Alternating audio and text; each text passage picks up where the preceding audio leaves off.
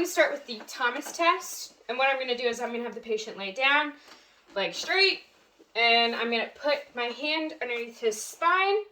And what I'm going to do is I'm going to pull his one leg up, and if his lower leg were to flex, this would be an indication of hip flexor contraction. And a way to make sure this is positive is by pushing his thigh down.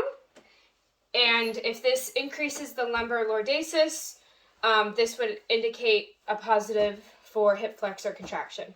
Next is the Kendall test. So I'm going to have the patient scoot all the way to the edge.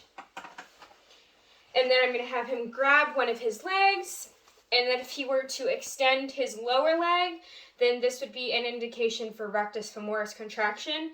And in order to indicate that this is positive, I would just palpate his rectus femoris to see if it is positive. Next is the piriformis test. And this, what I'm going to do is I'm going to pull his leg to the side, and if there is an increased pain with that, this indicates that he's tight in his piriformis, and if there is pain in the posterior thigh, this could indicate sciatic nerve problems due to the piriformis. Next is the Trendelenburg test. So I'm going to have the patient stand up.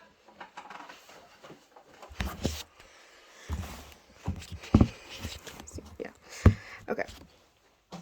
So what I'm going to do for this test is I'm going to have the patient stand on one leg, and I would just stand behind him, and I would see if the freestanding leg were to fall, and if that side were to fall, this indicates that he has a weak medial or gluteus medius.